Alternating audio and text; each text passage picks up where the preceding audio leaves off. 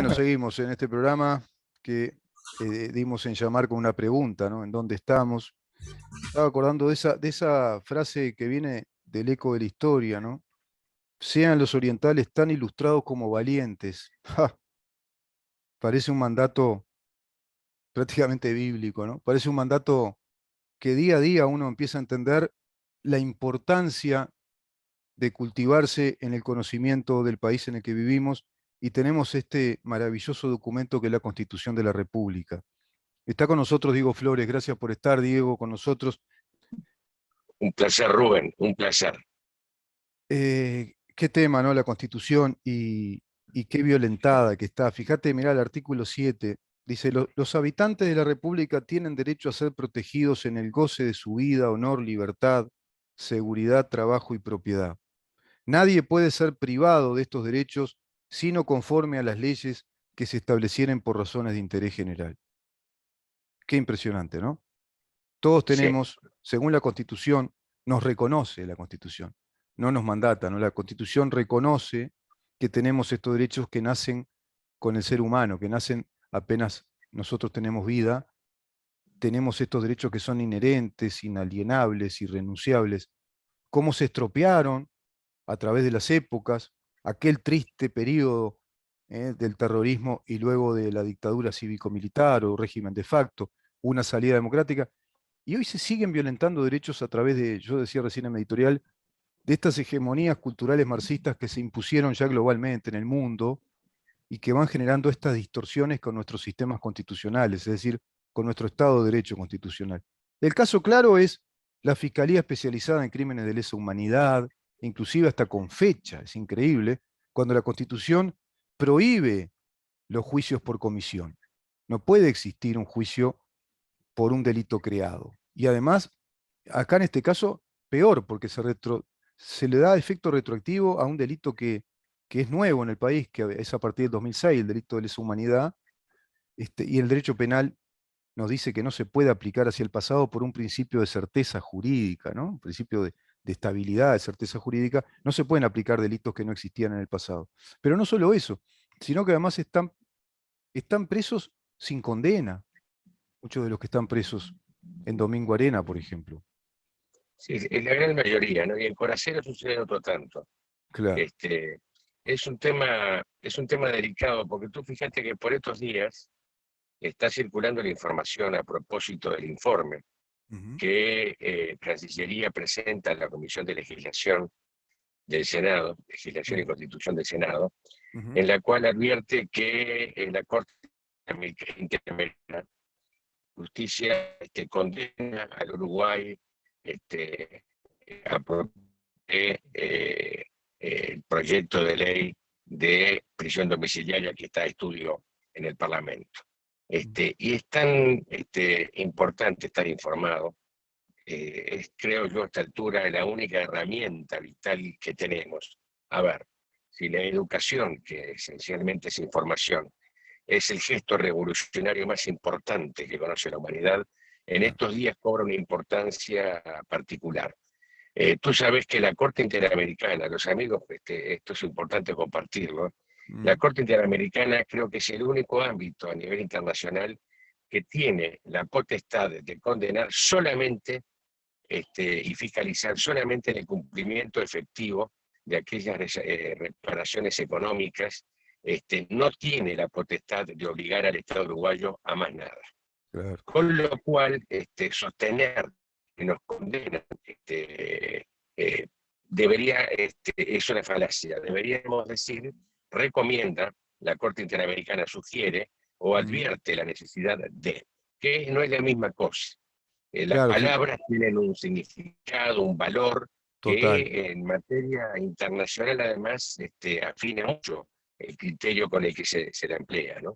No en vano ¿Sabés, hablamos de la sutileza del mundo Diego, diplomático, ¿no? que ese tema que tú decís, partiendo de ese concepto de que la gran revolución se da a través de la educación, de un sistema de enseñanza, porque la educación es información, es recibir información, y el sentido de las palabras, que es tan importante, fíjate que, bueno, tú lo sabés, que lo que diga un presidente, un canciller, es la voz oficial de un Estado, y tienen que cuidar mucho las palabras con las que hablan, porque tiene el mismo valor que podría tener una ley o un decreto, inclusive un tratado.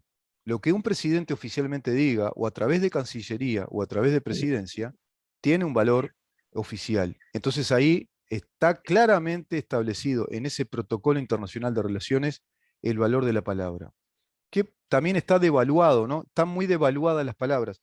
Pero el artículo 4 dice claramente, de la Constitución de la República, a eso me refiero, la soberanía en toda su plenitud existe radicalmente en la nación. No hay organismo internacional que nos pueda decir, nos pueda ordenar, nos pueda dar una orden, como bien lo estás explicando. Podrá dar una sugerencia, hacer un comentario, pero acá se hablan de, nos ordenan, parece que nos retan, nos rezongan. No, Como, esto sucede, Rubén, si me permitís, básicamente porque los fallos mm, o la selección de opiniones internacionales que se recogen son favorables a los intereses que aquí se persiguen. claro, De haber sido al revés, seguramente el discurso estaría apoyando la realidad que es la que nosotros pretendemos promover. claro, El gran tema que tenemos aquí, que tal vez sea uno de los temas en los que la democracia como sistema necesite ser revisado y ajustado, puesto al día, es en esa versión paralela de la realidad en la que quedan expuestos los gobiernos. La opinión pública, una vez que se instalan mm, algunos datos, algunas informaciones, veraces o no veraces, esencialmente estas últimas, mm. genera corrientes de opinión, establece situaciones, las acepta, las condena, decide librar batallas o decide consolidar situaciones. Y esto sucede Mm. con abstracción total de lo que en materia técnica, legal o institucional suceda. Exacto, exacto. Eh, es lo que Se viene le llama sucediendo con el es relato. la creación de grupos de presión, ¿no? Grupos sociales de presión. Claro. Yo no sé si Este, se- se- lo comentamos contigo. Hay un especialista español, un jurista, el doctor Elías Díaz, que además es antropólogo jurídico y sociólogo, que él establece que hay tres fases para llegar a la conquista de una situación de poder a través de una revolución cultural, ¿no? Entonces está, la primera fase es lo que él llama la legitimidad filosófica de una teoría. Se instala una teoría determinada, por ejemplo, la teoría de género. ¿Y dónde se va a instalar? Se va a instalar en ámbitos académicos, es decir, los filósofos epistémicos, ¿no? Académicos, sociólogos, filólogos, lingüistas, juristas. Esa caterva o esa comunidad de académicos empiezan a ejercer determinada presión y empiezan a difundir ese pensamiento, dice Elías Díaz, para pasar a la segunda etapa y permear esa legitimidad filosófica. ¿Qué quiere decir? Que está aceptada esa visión, perdón, esa visión, ese paradigma o ese componente de análisis está aceptado como teóricamente válido, como académicamente válido, científicamente válido. Lo van a permear hacia la sociedad. Y ahí empiezan los lobbies con empresas, en las universidades, creando determinadas, digamos, vasos comunicantes para permear ese mensaje hacia la sociedad, y la sociedad empieza a recibir ese mensaje y a experimentar el convencimiento de ese mensaje. Y ahí claro. empieza la presión social y ocurre lo que se llama la legitimidad social. Ya estamos en una etapa avanzada, dice Elías Díaz, cuando se da la legitimidad social de aquella legitimidad filosófica de determinados componentes o principios de análisis de la realidad, que van, como bien decís tú, corren paralelos al sistema, por ejemplo, técnico, legal, jurídico establecido, como en este caso nuestra Constitución. Y se va a llegar a la última etapa, que es a la que quiere llegar todo revolucionario embarcado en ese proceso, con la camiseta puesta, digamos, que es la legitimidad jurídica. Y cuando se llega a la legitimidad jurídica, se llegó al poder del Estado, dice Elías Díaz, y se llegó entonces a obtener el monopolio de la fuerza y la coercibilidad, y ese tema es cosa juzgada. Es difícil Claro. después remitirlo, ¿no? Eh, Hacer el movimiento contrario. Por eso, cuando nosotros sostenemos, mira, porque tú hablaste recién de cosas muy, muy, muy interesantes, bien interesantes. Mencionaste a la nación recién. Y tú viste que son palabras que se han ido vaciando de contenido y hablamos de la nación cada vez menos y no parece estar claro de qué hablamos cuando hablamos de nación. Y creo que hay, entender el problema cultural que tenemos es tan serio que muchas veces es necesario explicar cosas que son obvias. La nación es una voluntad, un sentimiento. sí. Es un ente abstracto en el cual coincidimos todos aquellos que en determinado momento decidimos convivir a partir de la proximidad, ocupando el mismo territorio, y comenzamos a organizarnos. La organización es la que nos lleva a ese espíritu democrático en el que estamos funcionando, con las deficiencias, las carencias y las necesidades que son bien humanas, porque hacen a la necesidad de una revisión constante, permanente. Los uruguayos como nación hemos sido bastante descuidados con la atención de estos temas. Hoy nos encontramos con una nación que está partida en mitades prácticamente iguales. La diferencia con la cual se van alternando en los últimos 20, 30 años, los dos modelos de país que están en pugna, que es la distancia que salva un resfrío.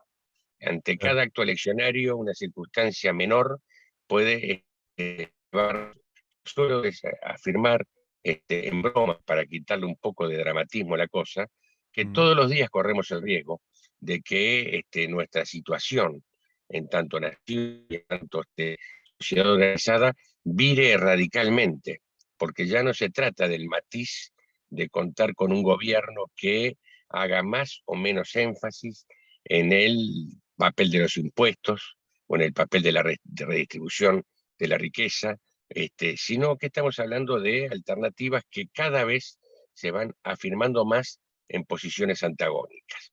mm, Cuando afirmamos, che, la gran preocupación que tengo por estas horas, Rubén, es mm, que el Frente Amplio como alternativa política, el Frente Amplio de hoy, el mm. que debemos esperar para el 24, no es el mismo que dejamos atrás No, cuando claro. la coalición republicana ganó. Lo que viene ahora es algo de mayor intensidad y radicalización en sus Mm, posiciones, porque es un partido político que está copado, que está controlado actualmente de una manera por el comunismo. Un comunismo que no se ha terminado de revisar y está al garete, tanteando y apelando a soluciones que pasan básicamente por la imposición.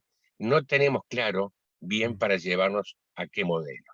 En Eso. todo caso, sabemos que es un modelo en el cual estas discusiones que podemos tener tan amablemente Mm, no existen, son escenarios en los que los partidos son única opción, mm, donde no hay alternativas, donde la alternancia es un drama que debe mm, resolverse a modo de sucesión.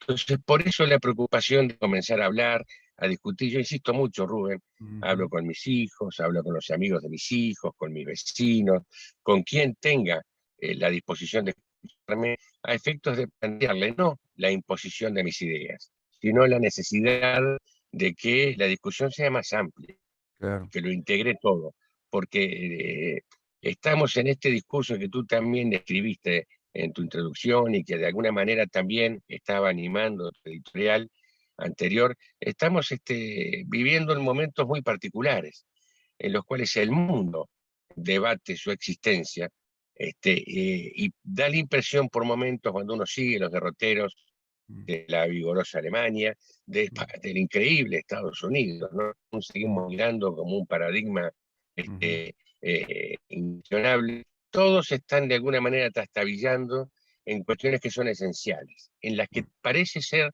que la información, la capacidad de manejarla, de compartirla y de confrontarla, es el gran problema que todos tenemos.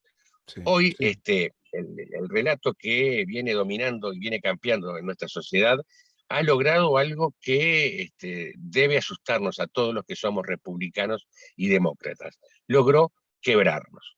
Yo ayer a la tarde, hablando con un amigo, manejaba la idea de que no recuerdo, al revisar la historia de nuestro país, que es una historia joven, Mm, la historia de una nación joven, sí, adolescente, sí. este, pero que es una historia que está cargada de sangre, de enfrentamientos Sí, exacto, crueles, exacto, exacto. duros.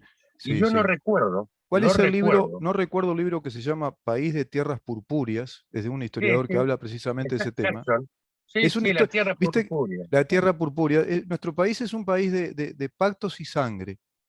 Siempre ha Claro. sido pactos Ahora, políticos. Sí. no recuerdo, Rubén, al Mm, revisar esa historia, mm, un momento de crispación, de antagonismo tan, pero tan duro y severo como el que estamos viviendo ahora. sí. Porque aquellos conflictos que eran brutales, Mm, bárbaros, se resolvían en la propia confrontación, mm, para amanecer al día siguiente juntos ante la necesidad de sobrevivir y de imponer una idea mayor que mm, estaba por encima de las versiones que ujú. cada bando tenía acerca de cómo debía ser la cosa. Esa situación hoy parece lejana, es más, parece imposible. Yo voy a decir Yo a algo, propósito, voy a sí, decir algo que va a resultar a muchos curioso y a otros les va a resultar antipático, pero es la verdad de la historia uruguaya. Eso que tú decís, Diego, esa barbarie, aquel país de barbarie, de luchas fratricidas, de derramamiento de sangre, de campos desalambrados, de abigeato por doquier, de tomar territorio de pesado, era el lejano oeste, es pacificado y modernizado a través de un proyecto de la Torre, instalando una dictadura que duró 4 años. Se le puede llamar dictadura benigna, algunos historiadores le llaman, no sé si hay, pero lo cierto es que él lo que propuso lo hizo y dijo que se iba a ir, que no venía para quedarse, por eso lo de benigna. Y le plantea a José Pedro Varela, un intelectual de la época, de una familia de abolengo instalada en el país. Él editaba en un diario en mimeógrafo que se llamaba El Iris, junto con su amigo, con el doctor Ramírez, ¿no?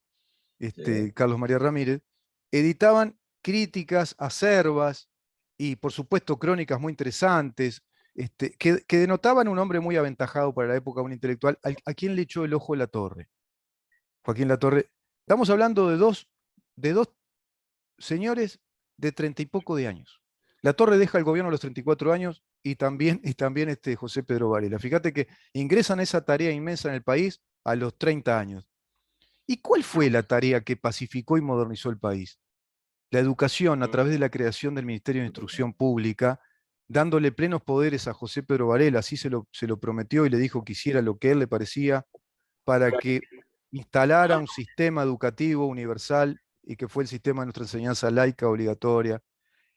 Evidentemente Sí, es a través de la educación, a eso quiero ir, a través de un buen sí, sistema educativo que responda a los intereses de nuestra nación y al paradigma de nuestra nación como unidad, como bien decís tú, que somos una unidad afectiva, emocional, con elementos en común en la historia y que nos da esa unidad territorial, jurídica, política. Bueno, es a través de esa educación que se pacificó y se modernizó el país. Y paradójicamente instalada a través de una dictadura que tuvo que meter el bisturí a fondo porque era un caos el país de aquel entonces. No sí, extrapolemos todo, pero hoy estamos en un momento muy especial porque esa hegemonía cultural de la que yo hablaba, que tú estás muy bien analizando, tiene componentes verbales, tiene elementos semánticos que están instalados mundialmente en las universidades. Si hoy revisamos los textos de estudio para sociólogos, teorías de las ciencias sociales, para asistentes sociales, para economistas, para juristas, está primando, está predominando esa hegemonía cultural marxista. Ahí es donde ya ganaron, ya nos quebraron a sí, los sí. liberales porque perdió territorio, perdió terreno Total- el teórico liberal. Totalmente. Y vos sabés que hay que mirar con atención lo que está pasando, que claro, uno a veces en el fragor de la batalla, tú, tú lo sabés, y los amigos de la audiencia tal vez no. A mí gran parte de mi tiempo, más allá de mi actividad profesional, se está consumiendo El- voluntariamente, ¿no? No claro, me quejo en la situación de nuestros familiares que están arbitrariamente detenidos. sí, Con lo cual a veces me desespera no tener tiempo para poder por supuesto. promover más esta discusión y agitar más las aguas. Pero lo cierto es que eh, eh, tanto es así que una de las áreas, aún ese discurso no ha logrado permear totalmente es en el mundo de las Fuerzas Armadas. Mundo que de alguna manera se ha mostrado no rebelde, sino firme en cuanto a su vinculación con un Estado.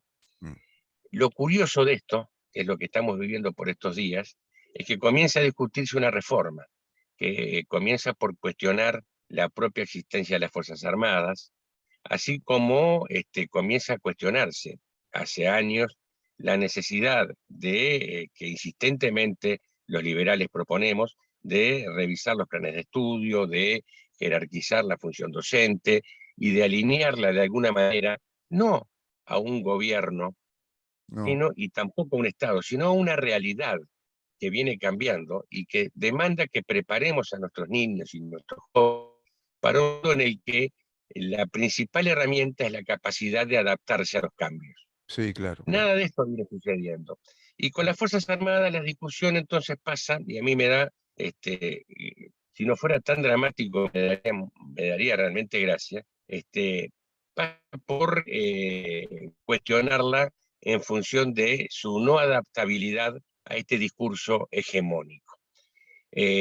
Pensar que Venezuela se sostiene sin un ejército es de perogrullo. Pero Lo mismo claro, claro, sucede en Nicaragua, lo mismo sucedía en El Salvador, lo mismo claro. sucede en México. Todos los gobiernos totalitarios, sucedía en la vieja Unión Soviética, todos los gobiernos totalitarios se sostienen a partir de fuerzas armadas que están al servicio de aquel, ya no del Estado, sino de aquel ideal que ese Estado propone. Es Esto, una ley histórica, ¿sabes? Mira, te paso este dato. Leyendo a Max Weber, me encontré sí, con un primo hermano de él. Mira, parece que te estuviera hablando de una familia, increíble, ¿no? Pero me lo encontré en la mira, Biblioteca Nacional.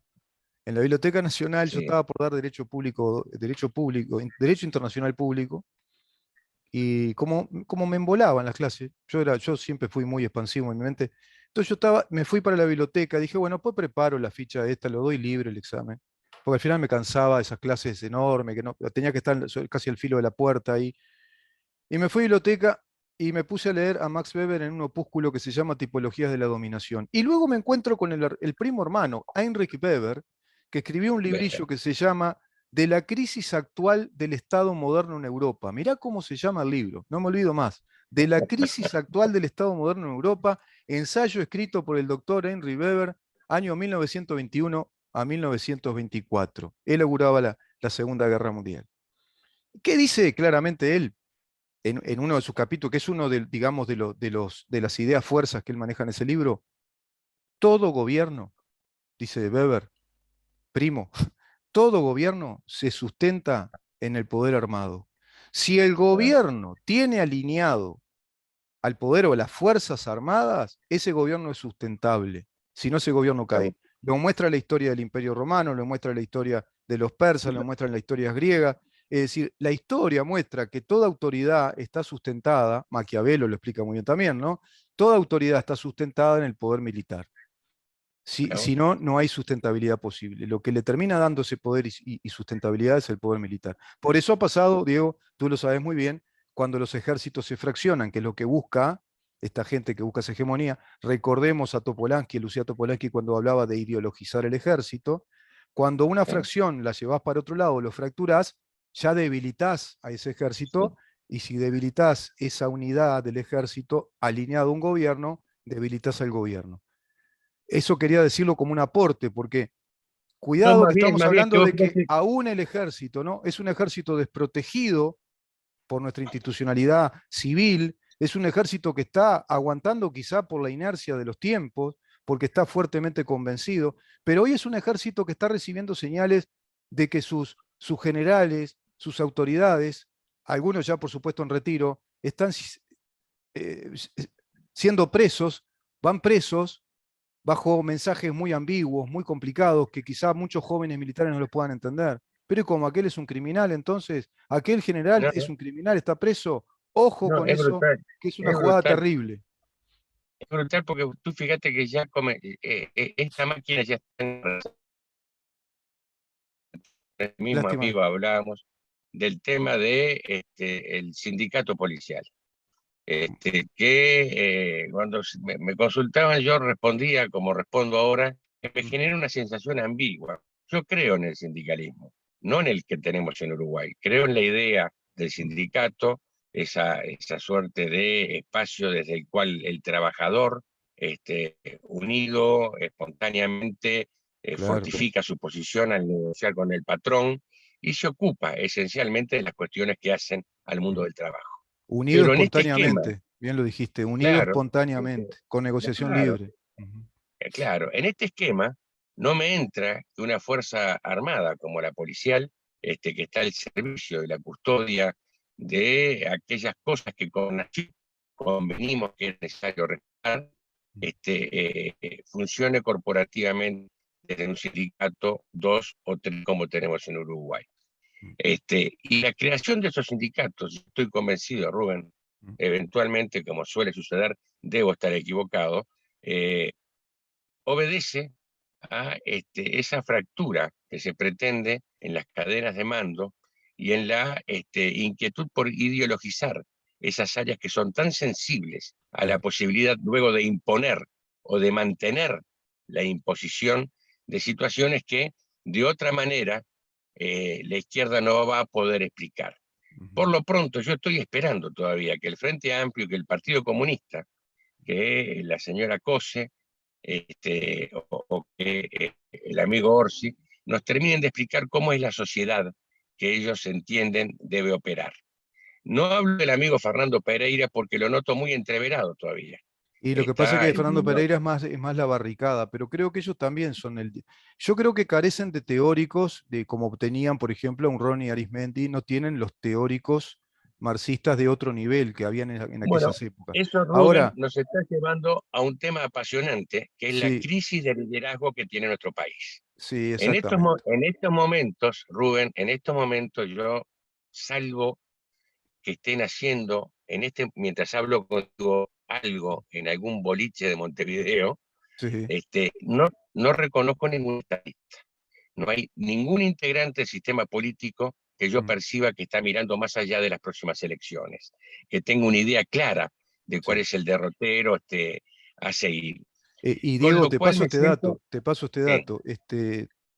Trabajando el tema sindical con un gran jurista de cuyo nombre no puedo hacer mención porque él no lo quiere, no quiere que dé el nombre, porque él me dice, está dejando su legado testamentario al país de una edad avanzada y no quiere que se mezclen nombres con contenidos, que lo que importa son los contenidos de lo que se va a plantear en ese documento hacia nuestro sistema político. Eso va a correr por cuenta de este jurista y su blog letrado y de quien habla a título personal. Le vamos a acercar un proyecto de libertad sindical para el país que vea más allá, que vea más allá, que vea todo el bosque, que vea lo que se viene, porque no están tomando en cuenta, no están siendo conscientes que ahí se puede matar la cabeza de la serpiente. Yo hago esta pregunta. ¿Qué tiene más poder? Un sindicalismo que desde la década del 60 y que retoma después en los 80, con la misma ideología, Partido Comunista dentro del sindicato desde su fundación, que atraviesa todas las actividades del país, por supuesto, todas las actividades públicas, condicionando al gobierno que esté, y a su vez se irradia a las actividades privadas, condicionando la economía del país, bajo las mismas personas que por voto a mano alzada, sin voto secreto universal, como recomienda el convenio 98 de la OIT, convenio articulador de lo que es la libertad sindical, el voto debe ser secreto universal. Nuestra constitución establece que el único régimen de elecciones para cargos electivos es el voto secreto y universal, y no se aplica, por ejemplo, ¿quién tiene más poder? ¿Los que perduran estilo Putin durante 20, 30 años con la misma ideología, el mismo partido y las mismas caras? ¿O el gobierno de turno? ¿Quién tiene más poder? Esa es la gran pregunta que no se hace el sistema político o no se la quiere hacer. Por lo tanto, yo escucho hablar de personería jurídica por un lado, de voto secreto por otro, como que fueran cosas separadas, y no entienden que hay que integrar una idea en un marco legal regulatorio de un sistema sindical. Personería jurídica, sí, pero para organizaciones sindicales bajo una ley que establezca el marco legal para personas jurídicas sindicales, no civiles, como tienen ahora. Por ejemplo, voto secreto, pero ¿para qué el voto secreto? Para la elección, como bien lo determina el convenio 98 y nuestra constitución, que es para la elección de los consejos directivos de las agrupaciones. Y esa elección no puede durar más de 2 años, es el régimen universal y a su vez no puede haber reelección de esos cargos. Por lo tanto, estamos hablando entonces sí de un sistema sindical abierto, democrático, libre, que no tiene un sistema unitario como el que tiene hoy corporativista. Ese es uno de los temas. El otro tema, consejo de salario. ¿Por qué consejo de salario? ¿Por qué reglamentar los salarios si los salarios se mueven por el mercado? Inclusive en nuestro Estado, los salarios son a través de los servicios esenciales que el Estado brinda. Pero hoy nos damos el lujo de que paren la refinería de La Teja, que es un servicio esencial, y no se diga nada, que te paren la banca pública durante días en pleno turismo cuando se reactivaba la industria turística y el gobierno no diga nada. Entonces yo veo que los que están teniendo a la sartén por el mango son los hegemónicos marxistas dentro del PCNT. Como tú decís, además, con ese, digamos, desdoro nacional de que no tienen muy claro para dónde van tampoco, porque son muy de barricada, pero sí tienen claro que quieren el protagonismo y quieren la corporativización del país. Si de ese tema el sistema político actual de la coalición de gobierno no se hace cargo, esto corre por mi cuenta, capaz que estoy equivocado, estamos en el horno porque las nuevas generaciones quedaron desprotegidas. No se habla en este sistema, en esta reforma sindical, de eso que tú hablaste. ¿El sindicato en la policía? Si la policía es un servicio exclusivo del Estado, es un servicio de la fuerza pública con escalafones jerárquicos de subordinación que no admite, la ley orgánica anterior incluso y nuestra constitución no admiten la negociación colectiva en la policía, porque si no, la hacemos bicéfala. ¿A quién obedece? ¿A la organización sindical externa o al Estado a través del Ministerio del Interior? Es un disparate, ¿no? Un grosero disparate, pero se Sí, sí, naturalizó, todo eso está naturalizado. Por eso yo empecé con los componentes marxistas de análisis, que es lo que sí, está sí, que no, predominando. y es brutal porque uno percibe, comienza a juntar las piezas y Sí, percibe que se trata de un puzzle, sí, que se va armando mientras nosotros seguimos discutiendo temas que parecen ser no importantes. Mira, creo que ya el tiempo se nos va se yendo, nos va, Rubén, y sí, yo no sí. quiero irme sin hacerte una reflexión.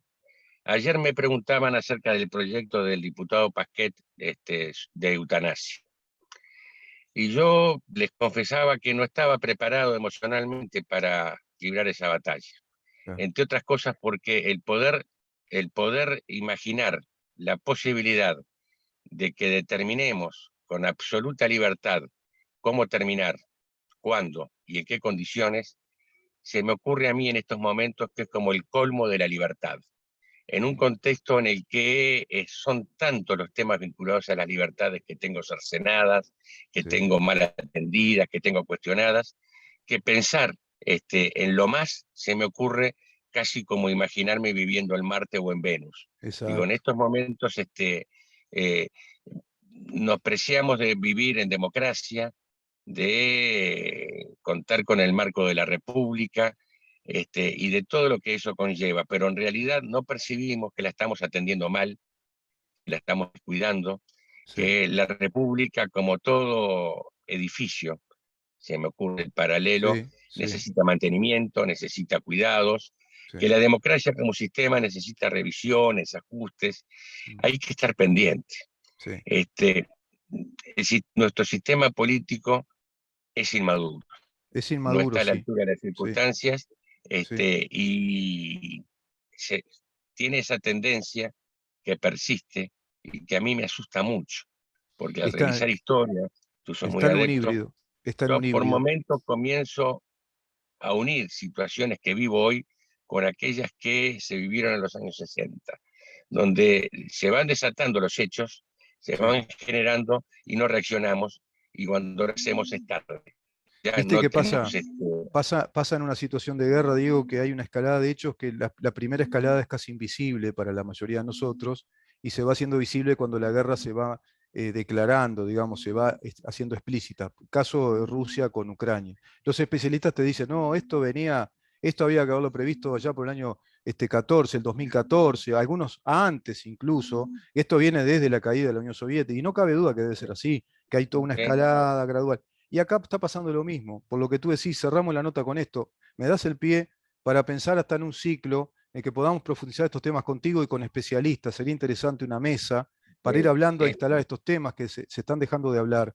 Por ejemplo, es como si tuviéramos, digo, respecto a la agenda de prioridades de este poder legislativo, cuando hablan de eutanasia, me pasa lo mismo que te pasa a vos.